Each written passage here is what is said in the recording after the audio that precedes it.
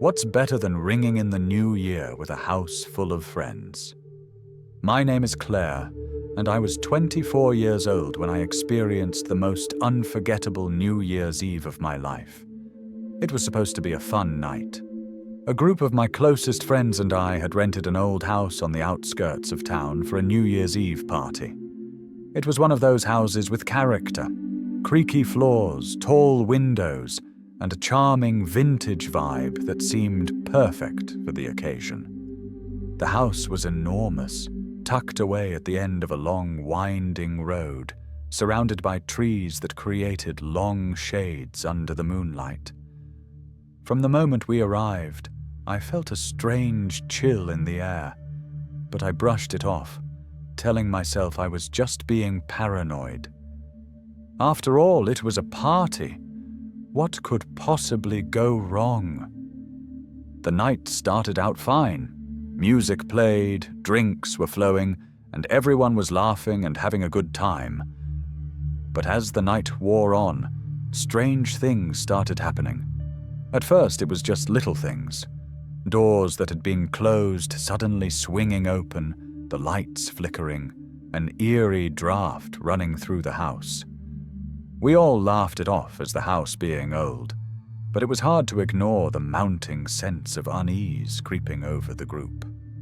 Around midnight, we all gathered in the living room, waiting for the countdown to welcome in the new year. But just before the clock struck 12, the power went out, leaving the house without any lights. For a moment, there was dead silence. Then we heard slow footsteps echoing through the hallway. We all froze. It wasn't just the wind. This was something far too deliberate to be ignored. What was that? Jake, one of my friends, whispered. I'll go check. Mark, the guy who had rented the house, volunteered. He walked toward the hallway, the beam of his phone's flashlight cutting through the dark. But as soon as he turned the corner, he screamed. We rushed toward him, and what we saw stopped us in our tracks. Mark was standing at the foot of a staircase leading up to the second floor, his face pale, eyes wide with shock. There's something up there, he said, his voice trembling. Reluctantly, we all followed him up the stairs. The air felt heavier with each step, and the house seemed to close in around us. At the top of the stairs, we found a door at the end of the hall that we hadn't noticed before. It was old, the wood weathered with age, but what caught our attention was the strange symbol carved into the door, something that looked like a distorted eye. We stood there for a moment, too stunned to speak. And then, the door creaked open by itself. Inside the room was a small, dusty bedroom, its bed unmade, the curtains drawn tight against the night. But what stood out the most was a painting on the wall, which was a painting of a woman with an intense, emotionless stare staring directly at us. The longer I stared at it, the more unsettling it became. There was something about her expression, something that felt wrong. Without warning, the door slammed shut behind us, and we were plunged into complete darkness. Panic set in as we fumbled for our phones, trying to turn on the flashlights, but they flickered and died, one by one. In that moment, the room felt alive with something far darker than just an old house. Suddenly, we heard a whisper. At first, I thought it was the wind, but the voice was too clear, too personal. Leave now. I turned to look at my friends, but they were frozen, their eyes wide in terror. The air grew cold, the temperature dropping rapidly, and I could see my breath fogging in front of me. The next thing I knew, we were running down the stairs, out of the house, and into the freezing night air. We didn't stop until we reached the nearest gas station, shaking from fear. We never spoke to Mark again after that night. He moved out of town shortly after, and the house was never rented out again. I don't know what we encountered that New Year's Eve, but one thing's for sure, some places are better left alone.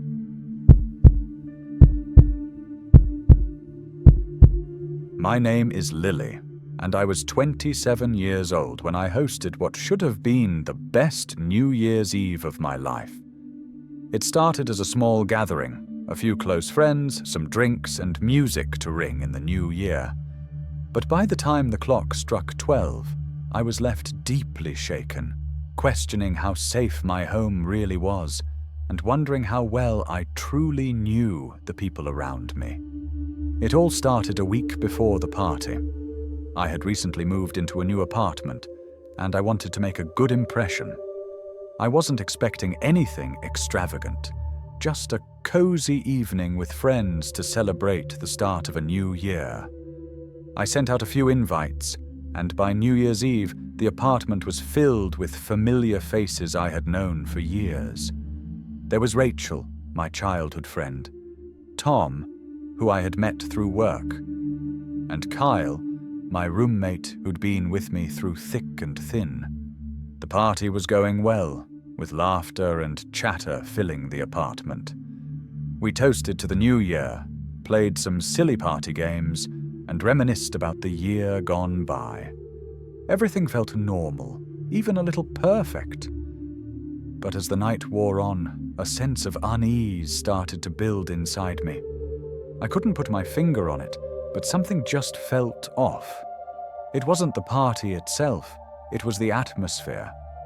It was as if we were being watched, as though the walls of my apartment weren't as safe as I thought they were.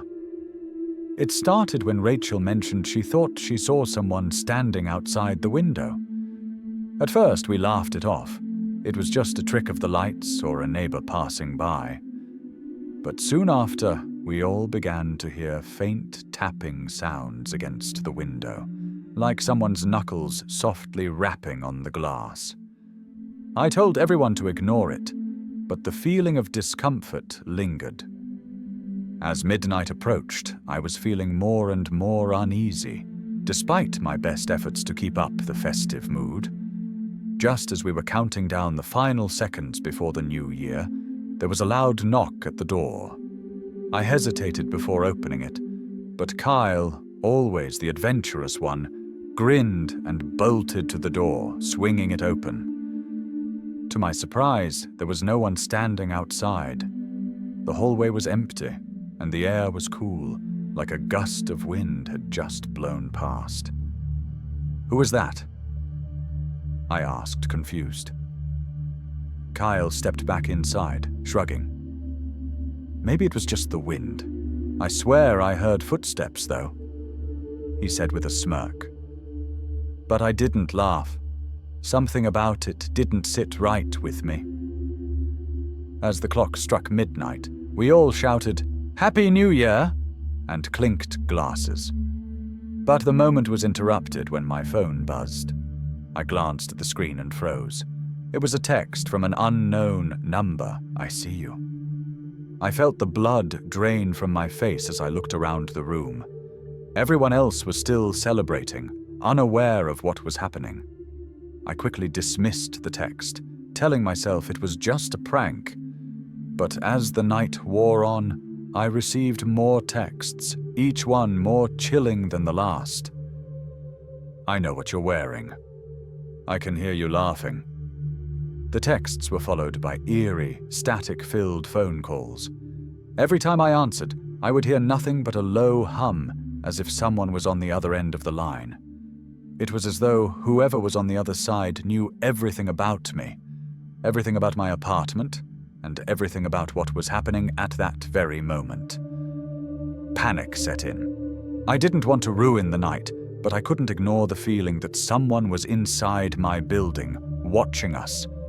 I quietly told Kyle and Rachel what was happening, and they immediately became concerned. We tried to call the police, but the phone line was busy, as if something was blocking the call. It was then that we heard the faint sound of footsteps coming from the hallway outside. The room fell silent. Rachel's eyes widened, and we all huddled together in the center of the apartment, our faces pale with fear. I tried to convince myself that it was nothing, that it was just a prank, or maybe someone else was throwing a party nearby. But deep down, I knew something was wrong. The knocking at the door had stopped, but the footsteps hadn't. They were getting closer. Suddenly, the door to my apartment rattled. Not a soft knock this time. Someone was trying to get in. I ran to the door and looked through the peephole, but there was no one outside. Just darkness. "Who's there?" I shouted through the door, my voice shaking. No response. I turned to my friends, trying to stay calm. "I don't know who this is, but I'm calling the police again." I picked up my phone, but the screen was flickering, and the battery was draining faster than usual. Before I could dial, the door rattled again. This time, it was accompanied by a muffled voice, someone speaking softly from the other side. "Let me in, Lily." I gasped, stumbling backward. The voice was familiar. Too familiar. It sounded like my ex-boyfriend, Jason, who was the one I had broken up with months earlier. But why would he be here? Why would he show up at my door after all this time? I didn't have time to think about it. I rushed to the window and looked outside, but the street was empty. I turned back to my friends, all of us terrified, not knowing what to do. That's when we heard a loud crash, followed by the sound of glass shattering. The window in the living room had been heavily tampered with. We all screamed, running to the back of the apartment as quickly as we could. Through the broken window, I saw a shadowy figure darting across the street, disappearing into the night. The police arrived just moments later, but by then, the intruder was long gone.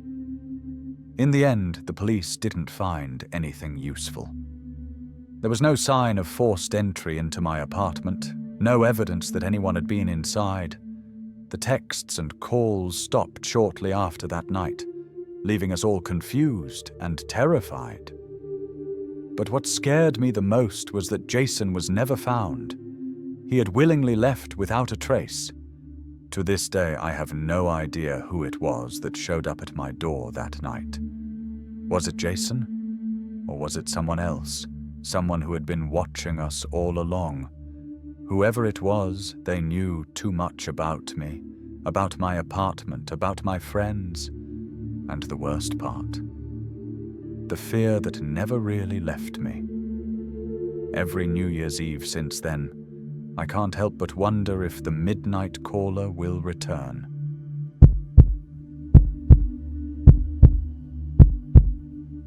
This is the story of how one party turned into something that nobody would ever forget. My name is Ben, and I was 30 years old when I experienced the most heavily intense New Year's Eve of my life. It started like any other party. People were laughing, music playing, drinks flowing, but by the end of the night I was questioning everything I thought I knew about the people I trusted the most. It was a few years ago, and I had been invited to a New Year's Eve bash thrown by my best friend, Sam. Sam and I had known each other since high school, and over the years we'd been through everything together, from relationships, breakups, family issues. I trusted Sam more than anyone. He was like a brother to me, and I couldn't think of a better way to ring in the new year than at his place with our group of friends. The house was packed. There were probably close to 50 people there, all enjoying the night, dancing, chatting, and having fun. I had no reason to suspect that anything was wrong. But I should have known something was off when Sam told me he had invited a new guest to join us that evening. "I hope you don't mind, Ben," he said with a grin. "But I invited a friend of mine from work, who is Zoe. She's a little eccentric, but I think you'll like her." I nodded, smiling, but something about the way Sam said it struck me as odd. He had never invited someone he barely knew to one of our parties before. But it was New Year's Eve, and I didn't think much of it. What could go wrong? Zoe showed up later in the evening, and she was different. She was beautiful, but there was an odd aura around her. She had pale skin, dark hair, and intense eyes that seemed to analyze everything and everyone around her. She was also quiet, almost too quiet, but there was something magnetic about her that drew people in. I introduced myself, and she gave me a polite but distant smile. I didn't think much of it at first, but then I noticed something strange. Zoe was staring at me. Not in a flirtatious way, but with a kind of intensity that made me uncomfortable. Every time I looked over at her, she was watching me. As the night went on, the atmosphere began to shift. People were drinking more, laughing louder, and the energy in the room started to feel off. But then, as the clock neared midnight, Zoe approached me with a smile. "Hey Ben, want to dance?" she asked, her voice low and inviting. I hesitated. Normally I would have been all for dancing, but something about Zoe's request felt strange. Still, I didn't want to be rude, so I agreed.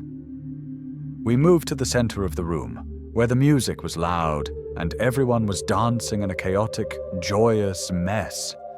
The moment we started dancing, I felt an immediate sense of unease. Zoe's movements were fluid, almost hypnotic, as though she was leading me rather than dancing with me. And yet, every time I looked into her eyes, I couldn't look away. Her gaze was deep, as though she was pulling something from me, something I didn't want to give. But I was trapped, mesmerized. I looked around the room, trying to focus on anything other than Zoe's intense stare. But my friends had all stopped dancing. They were standing in a circle around us, watching. And then I noticed their eyes were glazed over, as though they were all in a trance. Suddenly the music stopped.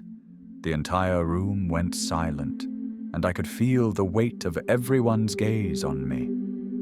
Zoe leaned in close, her lips brushing against my ear. "Do you trust Sam?" she whispered. The question sent a chill down my spine. It didn't make sense. Why would she ask that? Sam had been my best friend for years. Of course, I trusted him. But why was she asking me this now, on New Year's Eve, in front of everyone? I pulled away slightly, trying to focus on her words. "What are you talking about?" I asked, my voice shaky. Zoe's smile widened, but there was something sinister about it now. "You'll find out soon enough," she murmured. "Your friend Sam isn't who you think he is." I stepped back, confused and terrified. But just as I was about to turn around, the door slammed shut and the lights flickered, leaving the room without any lighting. Confusion spread in quickly. The room erupted into chaos, people shouting, bumping into each other, but it was as though I was trapped in a nightmare. Zoe's laugh echoed in my ears as I stumbled through the crowd, trying to find the door, but it felt like the walls were closing in. No matter how hard I tried to push through, I couldn't escape. Then I felt a hand on my shoulder. I spun around to find Sam standing behind me, but his expression was blank, almost hollow. "Ben, what's wrong?" he asked, but his voice sounded distant, as though it was coming from far away. "Sam, what's going on?" I stammered, my heart pounding. "Why is Zoe doing this? What's happening?" Sam stepped closer, his eyes not meeting mine. "You've always been the one, Ben. The one who never saw it. But you're going to find out tonight." Before I could respond, I was pulled into the crowd again, lost in the mass of people who were no longer themselves. The air grew heavy. and the room seemed to spin as Zoe's laughter rang in my ears. It felt like something was about to happen, something terrible, and I couldn't stop it.